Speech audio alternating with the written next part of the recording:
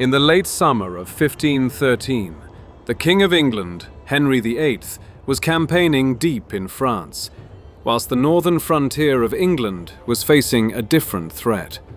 To the north, King James IV of Scotland, admired for his ambition, prepared to honour the old alliance with France. If England struck France, Scotland, their ally, would strike England. Once the English attacked France yet again, James did not hesitate to act. In August of that year, James crossed the River Tweed with what was perhaps the largest army ever assembled by a Scottish king, around 42,000 men. His host included Highlanders, Lowlanders, Borderers, French and Swiss allies, and a powerful train of French artillery. The campaign began with confidence. English border castles, Norham Castle, Ettal Castle, and others fell one by one. Yet the campaign quickly slowed. James lingered. He waited patiently for a decisive English response. But the English were in no hurry. Scottish supplies thinned. Men died of illness or deserted, reducing James' force to about 34,000. His army eventually settled into a strong defensive position atop Flodden Hill, a ridge commanding the surrounding countryside. In Henry's absence, the defence of England fell to Thomas Howard, 2nd Duke of Norfolk. Norfolk gathered an army of roughly 26,000 men, experienced soldiers, hardened fighters, and levies from across the north. Marching north, Norfolk faced a dilemma. James held the high ground, a near impregnable position. A direct assault would be suicidal.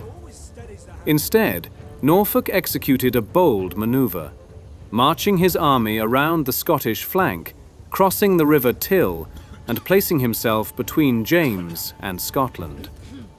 James was forced to move. On September 9, 1513, James shifted his army from Flodden Hill to the nearby Branxton Hill. At first glance, it seemed another strong position. But between the Scottish army and the advancing English lay uneven ground, marshy, broken, and ill-suited for the kind of warfare James intended. Once settled and in range, both parties engaged in an artillery skirmish. Cannon fire peppered the battlefield for hours. The Scottish king had reorganized his infantry divisions. Inspired by Swiss and German tactics, his men at the front lines carried long pikes, up to 18 feet, and formed dense, bristling formations known as schiltrons. If they held formation, they were nearly unstoppable head-on. The English, however, fought differently. Their infantry wielded the bill, a shorter, hooked polearm, ideal for close combat. They also brought large numbers of longbowmen and cavalry divisions, something the Scottish army was severely lacking.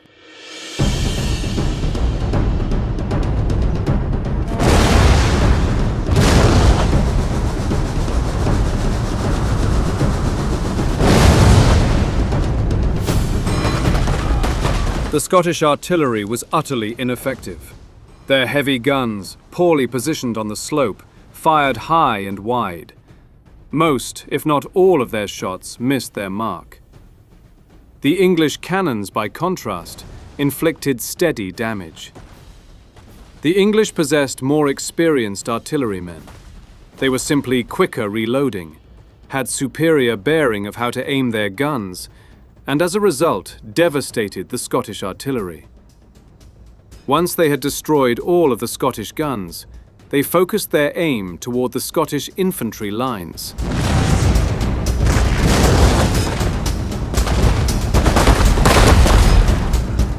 Realizing his men were sitting ducks in the open, King James sent orders for his left flank, commanded by the Lords Home and Huntly, to engage. The Lords led the Scottish advance downhill towards the English right flank, which was commanded by Lord Edmund Howard. This section of the English force was notably the smallest in size, and was likely outnumbered by Holmes and Huntly's Scots by a factor of nearly 2 to 1. According to the English reports, the Scottish left advanced in good order. In a similar fashion to that of German and Swiss professional pike regiments of the period. The Scots had placed their most heavily armoured men in the front ranks, equipped with long pikes for maximum effectiveness, whilst simultaneously reducing the impact of oncoming arrows from the English archers. Hold fire, you idiots!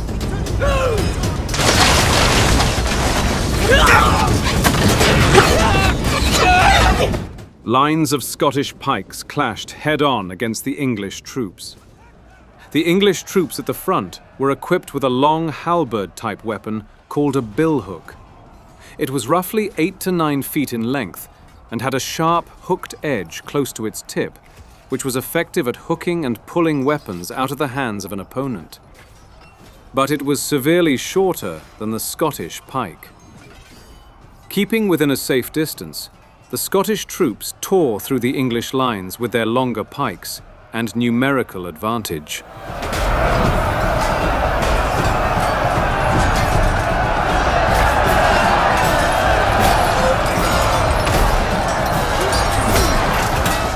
With the Scottish left showing promising results, James opted to capitalize on his army's momentum and continue to apply immense pressure.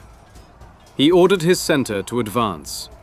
Commanded by 3 Scottish earls, Crawford, Montrose and Errol, they in unity marched against the English centre, which was commanded by the Duke of Norfolk, Thomas Howard, an experienced and capable commander in his own right.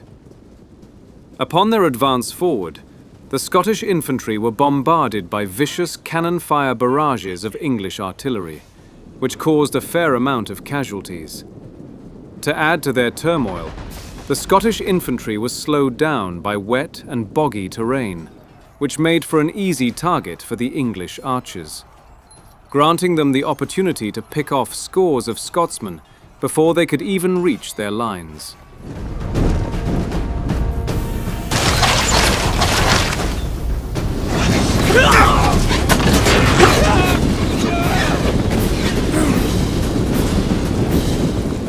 The Scottish pikes at the front were slowed by the waterlogged ground. They lost cohesion, then momentum, which was critical for pike formation's success. To add to the Scottish centre's struggle was the fact that Thomas Howard's contingents were better drilled and disciplined compared to their comrades on his brother Edmund Howard's English right flank. Also worth noting that Thomas's contingents were only slightly numerically disadvantaged as compared to his brother Edmund's contingents on the English right, who had been outnumbered by a factor of 2 to 1. Thomas's billmen were exceptionally trained at countering the Scottish long pikes, using their bills as a defensive and offensive tool.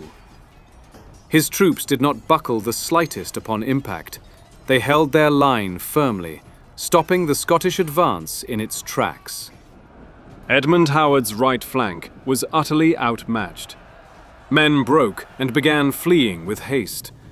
Right before a collapse would occur, Lord Thomas Dacre, at the rear of the English army, led his 3,000-strong cavalry lancers across the battlefield, with the objective to save what little was left of the English right. Lord Dacre's lancers collided head-on with the Scottish troops. Although not a sound tactical manoeuvre to attack pikes in a straight-on collision, Lord Dacre, by all means necessary, acted accordingly to stop the right flank from collapsing entirely. Handfuls of English riders were struck down in the initial charge, but due to the Scottish troops being fatigued and with a loss of cohesion in their ranks from the intense melee fighting moments prior, the overall damage inflicted on Dacre's cavalry was minimalized significantly. His counter was successful.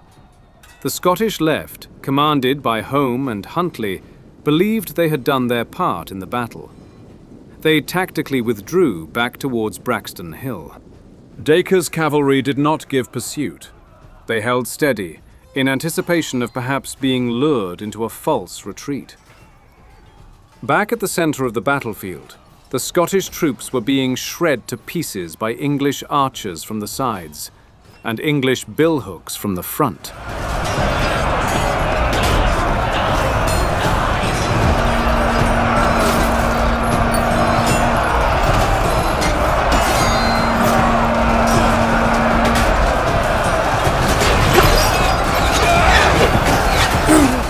The English billmen at the center used the sharp axe-like blade attached to the bills to cut the pointed spear tips of the Scottish pikes, rendering them useless. Once within close range, the Scottish troops were then forced to use shorter weapons, like axes and swords, against the long English bills, which resulted in a one-sided contest. It is unclear whether James had seen his division at the center struggling, but he ordered his own contingents down the slope regardless, advancing on Surrey's left flank. King James was known to take part at the front of his battle lines in times of conflict, a rather bold and dangerous act. But seeing their king lead the way in such a courageous manner convinced James that it encouraged as well as bolstered morale amongst his men. James' force was the largest of the Scottish divisions in terms of numbers. Once they descended onto Surrey's lines, they smashed into the front ranks of billmen like a wrecking ball.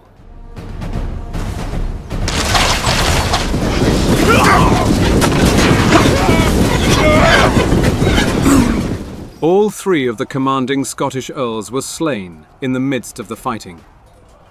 The weight of the situation was too much to bear on the Scottish centre. Men scattered to the wind, hoping to save themselves from the massacre.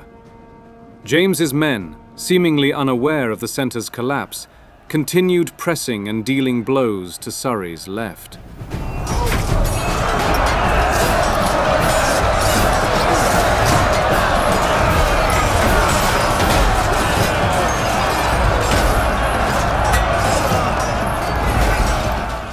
Now that the Scottish centre was removed from the equation, Lord Thomas Howard led his forces to aid his father, the Earl of Surrey, on the English left flank.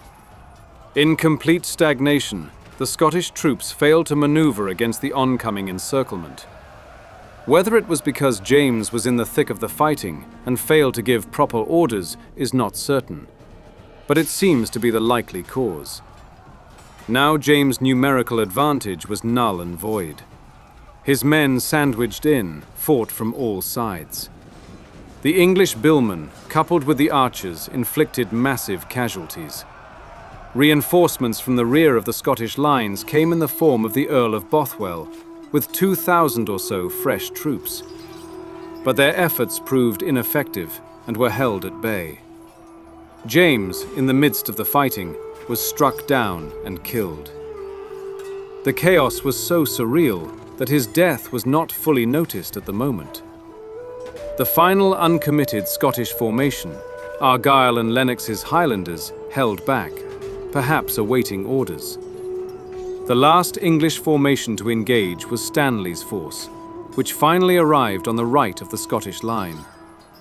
They loosed volleys of arrows into Argyll and Lennox's men, who lacked armor or any other effective defense such as shields to defend against the archers.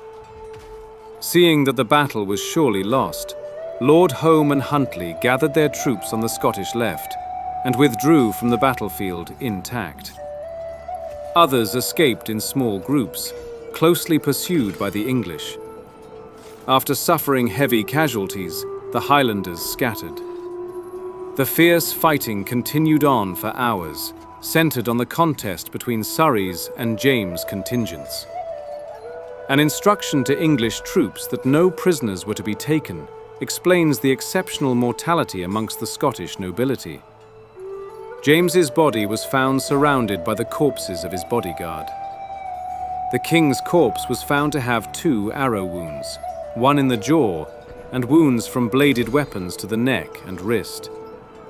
He was the last monarch to die in battle in the British Isles.